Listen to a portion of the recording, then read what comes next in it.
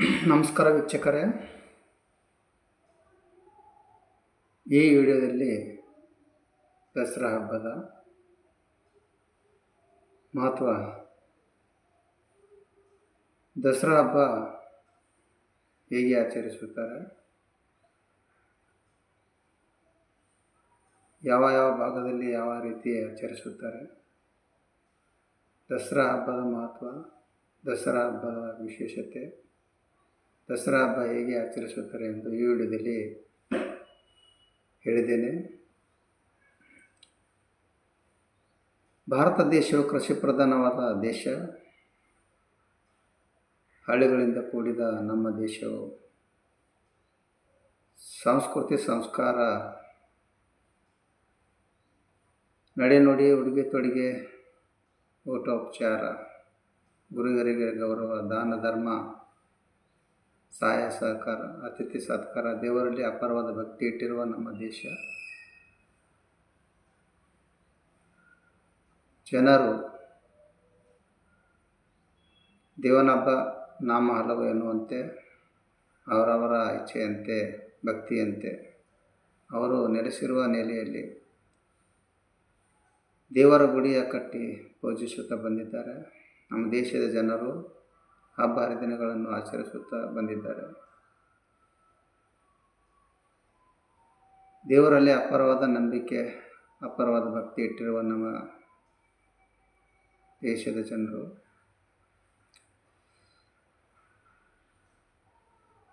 ನಮ್ಮ ರಾಷ್ಟ್ರೀಯ ಹಬ್ಬಗಳಲ್ಲಿ ಅವುಗಳಲ್ಲಿ ದಸರಾ ಹಬ್ಬವು ಒಂದು ಪ್ರಮುಖವಾದ ಹಬ್ಬಗಳಲ್ಲಿ. ದಸರಾ ಹಬ್ಬವು ದೇಶದ ಎಲ್ಲ ಕಡೆ ಆಚರಿಸುತ್ತಾರೆ. ಮತ್ತು ವಿಜೃಂಭಣೆಯಿಂದ ಆಚರಿಸುವ ಈ ಹಬ್ಬವು ದೇಶದ ಪ್ರಮುಖವಾದ ಹಬ್ಬಗಳಲ್ಲಿ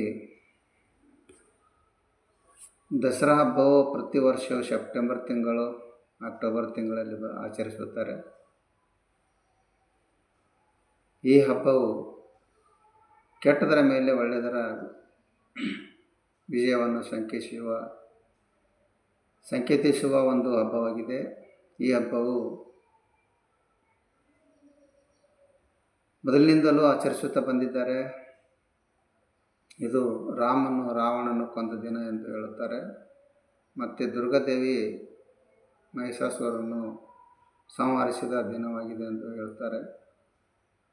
ಈ ಹಬ್ಬವು ಸತ್ಯ, ಧರ್ಮ ಮತ್ತು ಸದಾಚಾರದ ವಿಜಯವನ್ನು ಪ್ರತಿನಿಧಿಸುತ್ತದೆ. ದಸರಾ ಹಬ್ಬದ ವಿಶೇಷತೆ ಎಂದರೆ, ನಮ್ಮ ಭಾರತ ದೇಶದಲ್ಲಿ ದಸರಾ ಹಬ್ಬವು ಎರಡು ಪ್ರಮುಖ ಕಥೆಗಳನ್ನು ಉಲ್ಲೇಖಿಸುತ್ತದೆ. ಒಂದು ರಾಮನೊಂದಿಗೆ ಸಂಬಂಧ ಹೊಂದಿದೆ ಮತ್ತು ಇನ್ನೊಂದು ದುರ್ಗಾದೇವಿಯನೊಂದಿಗೆ ಸಂಬಂಧ ಹೊಂದಿದೆ. ಈ ಹಬ್ಬವು ಕೆಟ್ಟದರ ಮೇಲೆ ಒಳ್ಳೆಯದರ ವಿಜಯವನ್ನು ಆಚರಿಸುತ್ತಾರೆ. ದಸರಾ ಹಬ್ಬಕ್ಕೆ ವಿಜಯದಶಮಿ ಎಂದು ಕರೆಯುತ್ತಾರೆ. ಇದನ್ನು ರಾಕ್ಷಸ ಮಹಿಷಾಸುರನ ಮೇಲೆ ದುರ್ಗಾದೇವಿ ವಿಜಯ ಎಂದು ಆಚರಿಸುತ್ತಾರೆ. ರಾಮನು 10ನೇ ದಿನದಂದು ರಾವಣನನ್ನು ಕೊಂದನು. ಅದು ದಸರಾ. ಇದನ್ನು ಪಾಪ ಅಥವಾ ಅನೈತಿಕತೆಯ ಮೇಲೆ ಪುಣ್ಯದ ವಿಜಯ ಎಂದು ಕರೆಯುತ್ತಾರೆ.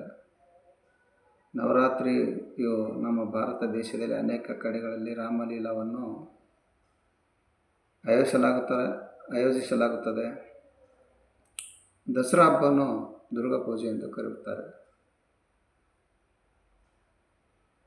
ಇಲ್ಲಿ ಜನರು 9 ದಿನಗಳ ದುರ್ಗಾ ದೇವಿಯನ್ನು ಪೂಜಿಸುತ್ತಾರೆ ಮತ್ತು ದಸರಾ ಹಬ್ಬವನ್ನು ಆಚರಿಸುತ್ತಾರೆ.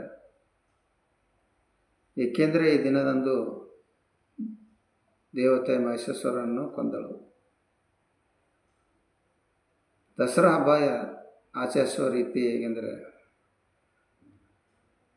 ನಮ್ಮ ದೇಶದಲ್ಲಿ ಈ ದಸರಾ ಹಬ್ಬವು ಆಯಾ ಸ್ಥಳದಲ್ಲಿ ಬೇರೆ ಬೇರೆಯಾಗಿ ಆಚರಿಸುತ್ತಾರೆ. ಉತ್ತರ ಭಾರತದಲ್ಲಿ ಬೇರೆಯಾಗಿ ಆಚರಿಸುತ್ತಾರೆ, ದಕ್ಷಿಣ ಭಾರತದಲ್ಲಿ ಒಂದು ರೀತಿಯಾಗಿ ಆಚರಿಸುತ್ತಾರೆ.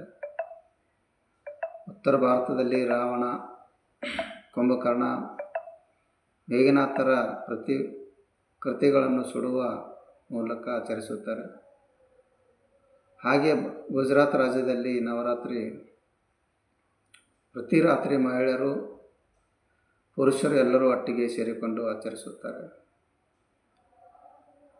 ನೃತ್ಯ ಮಾಡುತ್ತಾರೆ, ಸ್ಪರ್ಧೆಗಳನ್ನು ನಡೆಸುತ್ತಾರೆ, ಪ್ರದರ್ಶನಗಳನ್ನು ಸಹ ಆಯೋಜಿಸುತ್ತಾರೆ. ಹಾಡುಗಳು, ನೃತ್ಯ ಪ್ರಕಾರಗಳನ್ನು ಗರ್ಭ ಎಂದು ಕರೆಯಲಾಗುತ್ತದೆ. ಮಹಿಳೆಯರು ತಮ್ಮ ಅತ್ಯುತ್ತಮ ಉಡುಪಿನ ಸುಂದರವಾಗಿ ಅಲಂಕರಿಸಲ್ಪಟ್ಟು ಮಣ್ಣಿನ ಮಡಿಕೆಗಳನ್ನು ಸುತ್ತುವರೆದು ತಡರಾತ್ರಿಯವರೆಗೆ ನೃತ್ಯ ಮಾಡುತ್ತಾರೆ.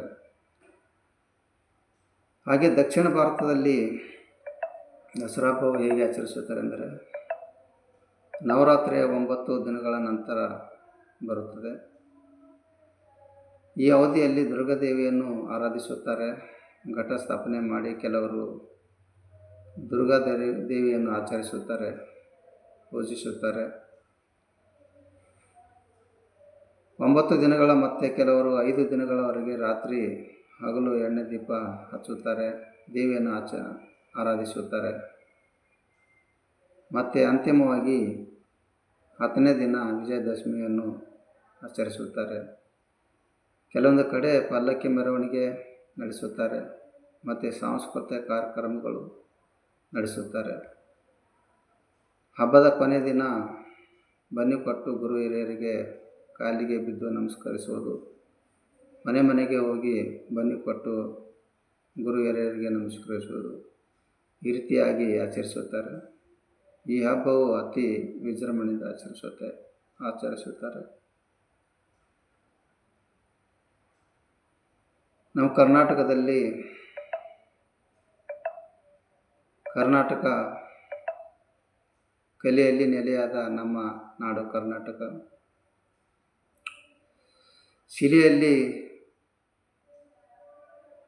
ಕಲೆಯಲ್ಲಿ ಹೆಸರಾದ ನಮ್ಮ ನಾಡು ಕರ್ನಾಟಕ, ಕವಿಗಳ ಬೇಡಾದ ನಮ್ಮ ನಾಡು ಕರ್ನಾಟಕ, ಸಂಸ್ಕೃತಿ ಹೆಸರಾದ ನಮ್ಮ ಕರ್ನಾಟಕ.